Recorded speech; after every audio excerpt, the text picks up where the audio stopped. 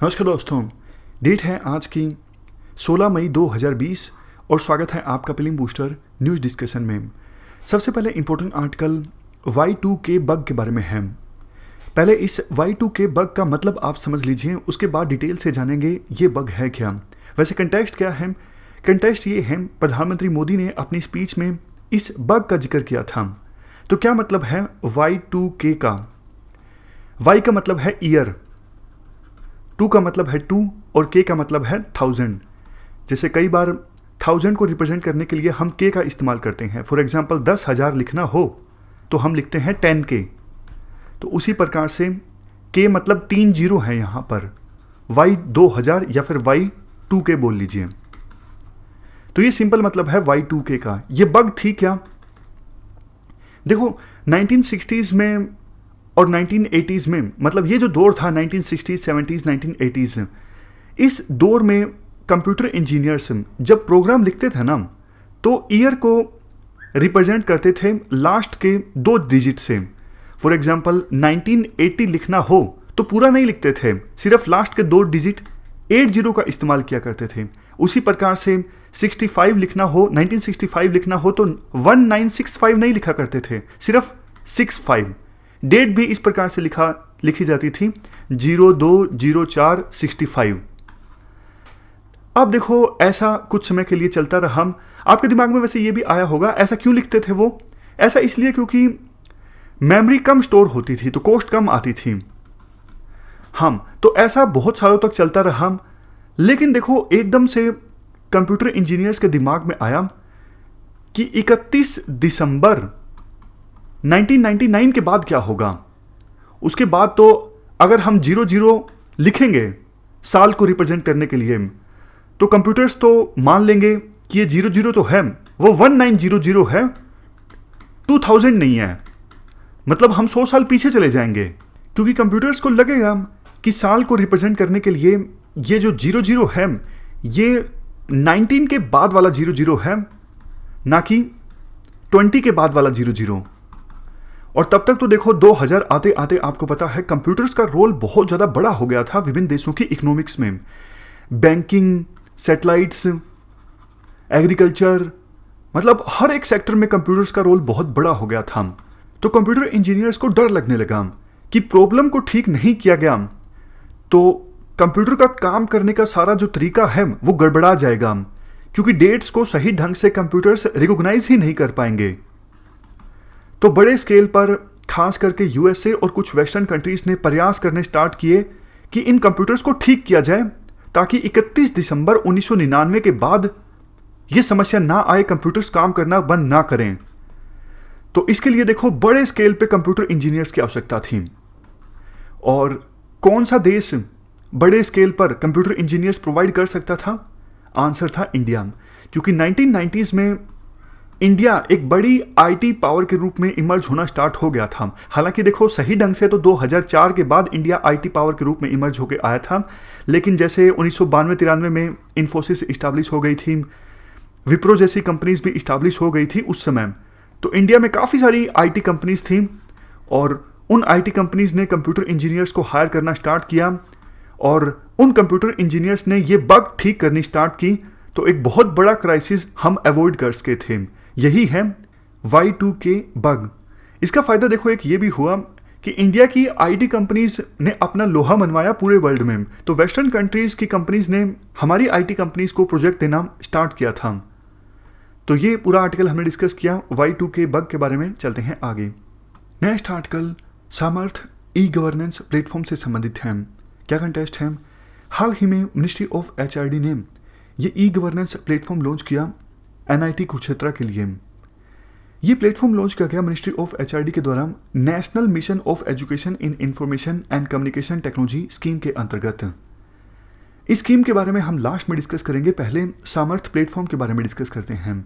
ये देखो open standard open source architecture platform है, जिसे स्केल किया जा सकता है, यानी दायरा जो है इस प्लेटफॉर्म का वो इंक्रीज किया जा सकता है आसानी से। ये प्लेटफॉर्म मदद करेगा NIT कुरुक्षेत्र की इंफॉर्मेशन को सही ढंग से मैनेज करने में और पूरी इंस्टीट्यूट की जो भी प्रोसेस है, एडमिशन हो या फिर किसी दूसरी एक्टिविटी से संबंधित हो, उन सभी चीज़ों को मैनेज करने में बिल्कुल ऑटोमेटिक ढंग से जो फैकल्टीज़ हैं वो कंटेंट को अपलोड कर सकती हैं इस प्लेटफॉर्म पर, लर्नर कंटेंट को डाउनलोड कर सकते हैं। तो मतलब फैकल्टीज़ और लर्नर्स के बीच भी बेहतर इंटरेक्शन हो सकती है इस प्लेटफॉर्म की सहायता से। इसके अलावा भी ये प्लेटफॉर्म इंस्टीट्यूट की कई दूसरे मायनों में मदद करेगा, मतलब ओवरऑल प्रोडक्टिविटी इन्हेंस करने की कोशिश करेगा इंस्टीट्यूट की। अब हम national mission of education in information and communication technology scheme के बारे में जान लेते हैं। ये देखो सेंट्रली स्पॉन्सर्ड स्कीम है। मकसद इस स्कीम का ये है इंफॉर्मेशन कम्युनिकेशन टेक्नोलॉजी का इस्तेमाल करना हायर एजुकेशन में टीचिंग प्रोसेस को और आसान बनाने के लिए और लर्निंग प्रोसेस को आसान बनाने के लिए। मतलब टीचर्स पढ़ाते वक्त इंफॉर्मेशन कम्युनिकेशन टेक्नोलॉजी का इस्तेमाल करें और बच्चे पढ़ते वक्त, लर्न करते वक्त इस टेक्नोलॉजी का इस्तेमाल करें। ये इंश्योर करने के लिए, इस ऑब्जेक्टिव को अचीव करने के लिए स्कीम लॉन्च की गई थी 2009 में। सोचा गया था कि अगर ऐसा होगा, लर्निंग और टीचिंग में इंफॉर्मेशन कम्युनिकेशन टेक्नोलॉजी का इस्तेमाल होगा तो ग्रोस इनरोलमेंट रेशो बढ़ेगा। उस समय देखो 11th 5 ईयर प्लान चल रहा था। 11th 5 ईयर प्लान चला था 2007 से लेकर 2012 के बीच। तो सोचा गया था इस स्कीम की सहायता से 5% ग्रोस इनरोलमेंट रेशो बढ़ेगा हायर एजुकेशन में। चलते हैं आगे। नेक्स्ट आर्टिकल वेस्ट बैंक से संबंधित है। क्या कंटेस्ट है? हाल ही में देखो यूएसए के जो सेक्रेटरी ऑफ स्टेट हैं माइक पोम्पियो, इन्होंने मुलाकात की इजराइल के प्रधानमंत्री के साथ और एक प्लान डिस्कस किया वेस्ट बैंक पर कब्जा करने का। तो मैपिंग के लिहाज से ये आर्टिकल इंपॉर्टेंट है। वेस्ट बैंक की आप लोकेशन पहले ध्यान से देख लीजिए। यहाँ पर ये है वेस्ट बैंक जो मैंने यहाँ पर मार्क किया है। दूसरी लोकेशंस भी आप देख लीजिए। ये सारी लोकेशंस बहुत ज़्यादा इंपॉर्टेंट है। यूपीएससी ने काफ़ी बार क्वेश्चंस पूछे हैं इन लोकेशंस पर। जैसे गोलन हाइट्स के बारे में यूपीएससी क्वेश्चन पूछ चुकी है। मेडिटेरेनियन सी में कौन से देश का बॉर्डर लगता है, मतलब कौन से देश का कोस्ट लगता है मेडिटेरेनियन सी में, इस पर यूपीएससी क्वेश्चन पूछ चुकी है। तो आप ये लोकेशंस ध्यान से देखिए। उसके बाद लास्ट में एक क्वेश्चन मैं आपसे पूछूंगा। ये वेस्ट बैंक है, यहाँ पर गाजा पट्टी है, ये इजिप्ट है, ये गोलन हाइट्स, ये तेल अवीव, और यहाँ पर जेरूसलम है, ये मेडिटेरेनियन सी है, इस साइड सऊदी अरेबिया है, और ये डेड सी है। डेड सी में जैसा आपको पता है सैलिनिटी बहुत ज़्यादा है, इसलिए यहाँ पर कोई डूबता नहीं है। हम बात करें वेस्ट बैंक की, ये देखो जॉर्डन रिवर के वेस्ट में है।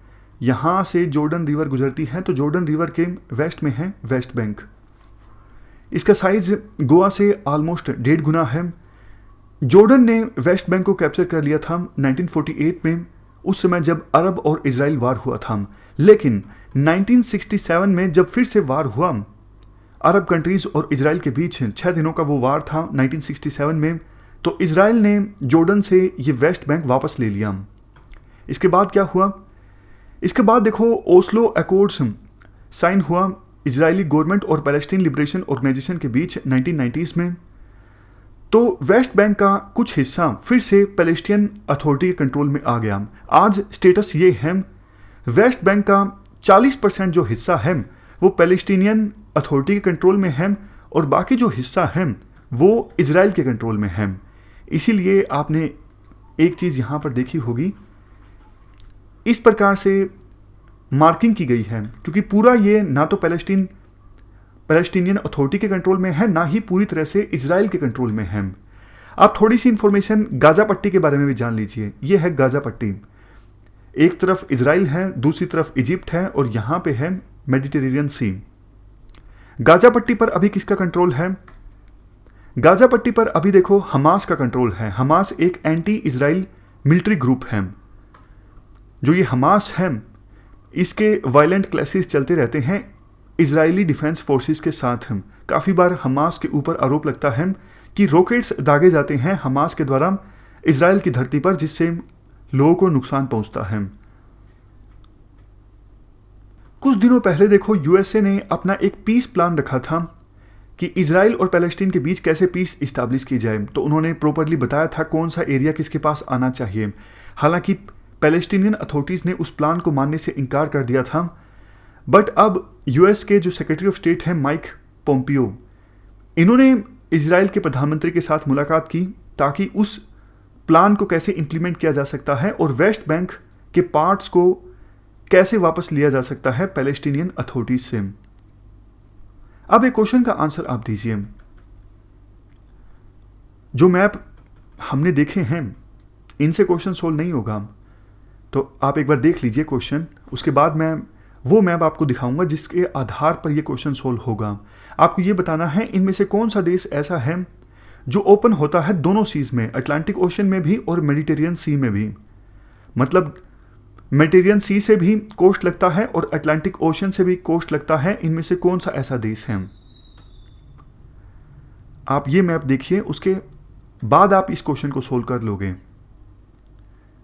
आंसर है मोरक्को। मोरक्को का कोस्ट देखो मेडिटेरियन सी में भी लगता है और दूसरी तरफ अटलांटिक ओशन में भी लगता है। तो इस प्रकार के क्वेश्चंस यूपीएससी काफ़ी पूछती हैं। इसके बाद हमारा नेक्स्ट जो आर्टिकल है वो भी देखो मैपिंग से संबंधित है। डायमर भाषा डैम के बारे में। ये डैम कहाँ पे इस्टाब्लिश होगा?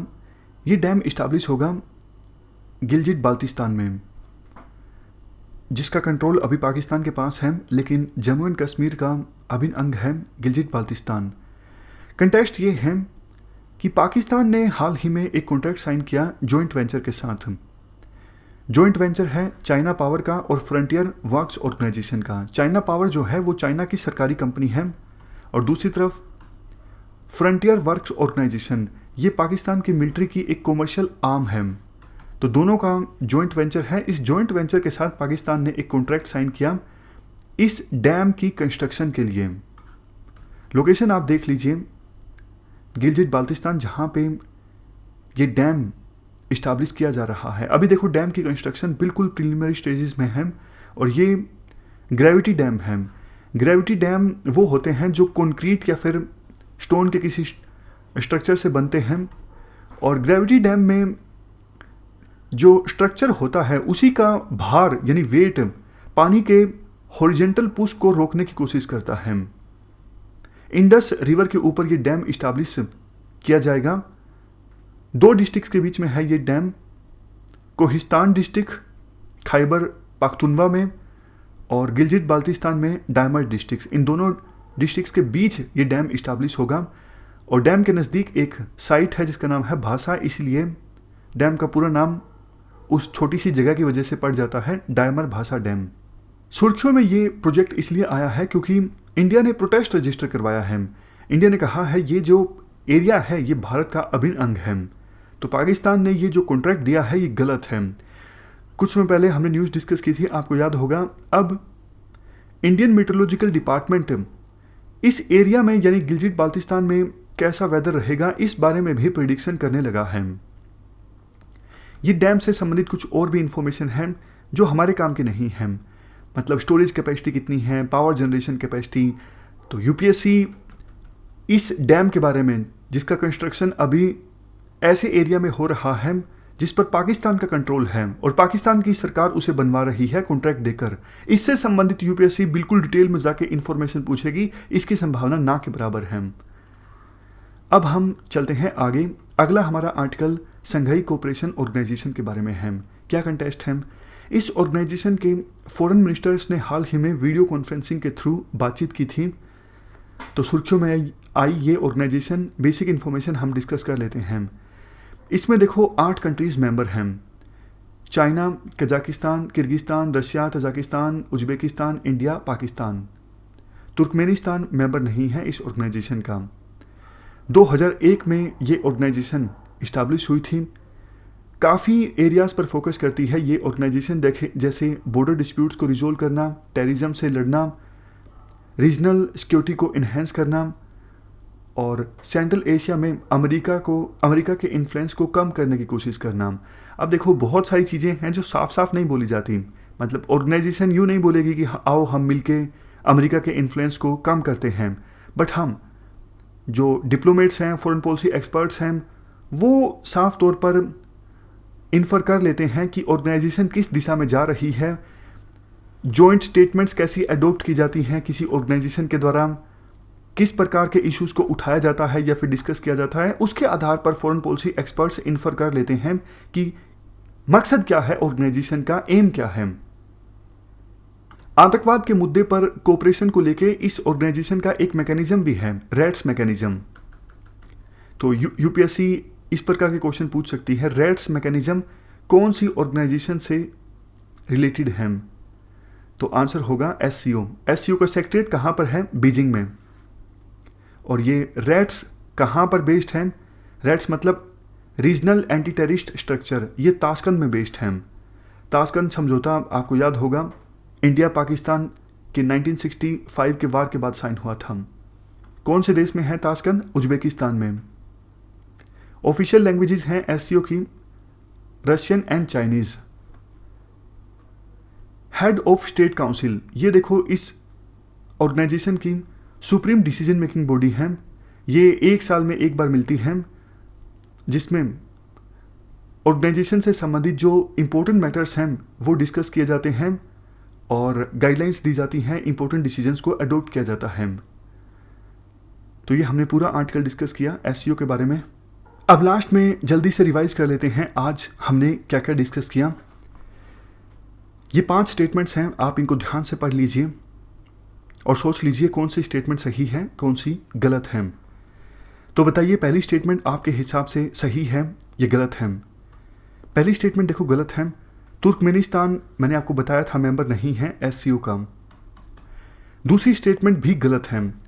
एससीओ का सेक्रेटरीट संघाई में नहीं है, बीजिंग में है। तीसरी स्टेटमेंट बिल्कुल ठीक है, इंडस रिवर के ऊपर ये डैम इस्टेब्लिश किया जाएगा, डायमर भाषा डैम। चौथी स्टेटमेंट गलत है।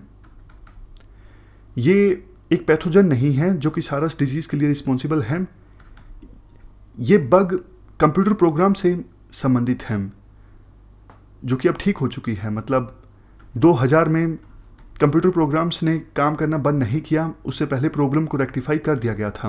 मतलब अभी ऐसी कोई प्रॉब्लम नहीं है। Y2 के बग ये उस समय आई थी 31 दिसंबर 1999 से पहले। भाई क्या होगा, डर था उस समय कि एकदम से 2000 में हम एंटर करेंगे तो क्या होगा, क्या कंप्यूटर प्रोग्राम्स काम करना बंद कर देंगे।